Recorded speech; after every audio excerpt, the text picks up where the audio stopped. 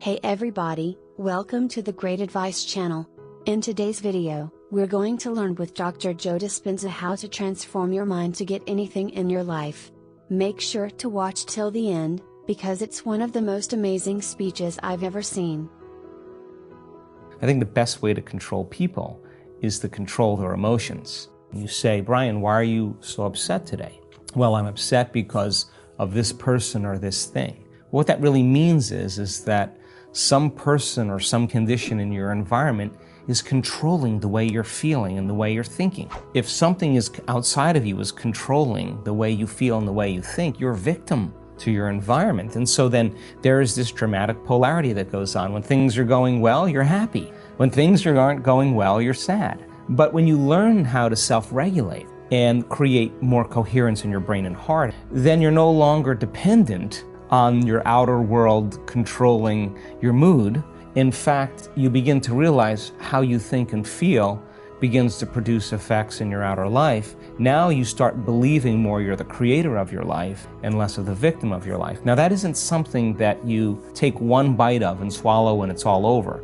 It's a process of repatterning. It's a process of rewiring. It's a process of reconditioning. It's a process of self-reflection and awareness and changing those beliefs. When you begin to realize then, well, I can't respond to the same conditions in my life with the same emotions and the same thoughts, because if I believe that the way I feel and the way I think creates reality, if I'm reacting to the same thoughts and feelings equal to the conditions in my life in the same way, then I keep reaffirming the same life. So then a person has to retreat from their life, retreat from their environment, disconnect from their outer world, and begin to lay down patterns neurologically in their brain so that their brain is no longer a record of the past. They're priming their brain and beginning to lay down the circuitry for them to think in different ways, to begin to close their eyes and rehearse who they're going to be in that day. And the act of mentally rehearsing begins to install the neurological hardware in their brain, so their brain looks like the experience is already happening or has already happened. The first part in truly creating a new personal reality is overcoming your present personality. You got to get beyond the normal thinking patterns, the normal urges of action and habits, to get beyond certain emotions that are residuals from the day before. That's the work right there. That's the part you have to overcome. So some days you just kind of slip in and it's magic because you've been practicing, like having a great golf game or a great tennis game or a great run, a great session of knitting. You're in your groove. Other days, you got to work a little bit more for it. And for me, what I've learned is those hard days, the days that are the most challenging, are always the most rewarding, because now you're uncompromising to an outcome. And if it takes you an hour to get beyond yourself, to find the present moment, because that's the only place where the unknown exists, the familiar emotions and hardwired patterns of the past are the known. The predictable future, in trying to forecast the feeling of every event in our life people do unconsciously, is also the known. There's only one place where the unknown exists, and that's the present moment. And I've just done it enough times, and there are plenty of people in our work that have done it enough times to know when you're there and when you're not. Okay. And when you're not, it's very obvious because you've been there enough times. It's just like hitting a tennis ball in a sweet spot. You lock into something and that wholeness starts to happen, and now you're no longer creating from polarity or duality or opposites.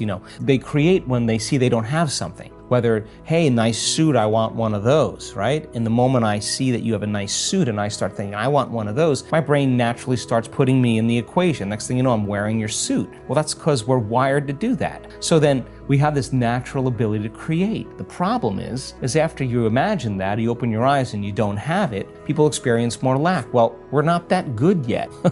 So then the act of practicing enough times and beginning to create the state in which you're so connected to the energy of your future, you're no longer looking for it or waiting for it. You feel like it's already happened. The moment you get upset in traffic, the moment you start judging a coworker, you just disconnected from the energy of your future, and now you're back to the energy of your past. If you tell me it was that person that did it to you, I'd say to you, oh, you're back to the unconscious program of being a victim again. So then the person then goes, oh, when did I fall from, that state? When did I lose it? Oh, it happened at 3 o'clock today. The next time that happens, what can I do differently? Now the person's moving through their challenges in their life with coherence, with rhythm. They're starting to begin to make strides. They're no longer knee-jerking to the people in their life that they've used emotionally to reaffirm their identity. Now, this is the work because you look around to see if anybody's doing it, and you don't see anybody else doing it. It's kind of this kind of lonely moment where you're realizing that I'm the only one doing this. That's that kind of moment that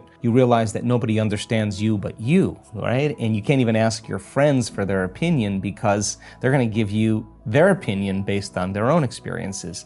And it's that kind of moment where you have to draw in all your resources and begin to make up your mind. So the optimism that I have is that if you teach people then how to be able to become more self-dependent, and teach them that they have the resources to heal their body or to create opportunities in their lives, they can begin to take the energy of that disorderliness, and by creating more coherence and brain coherence and heart coherence in the midst of when everything else is collapsing. The only way that change is going to take place is if you see the evidence of the collapse right in front of you. I think the challenge is that people have to wake up. And the question is, how uncomfortable you have to become before you make up your mind to change something?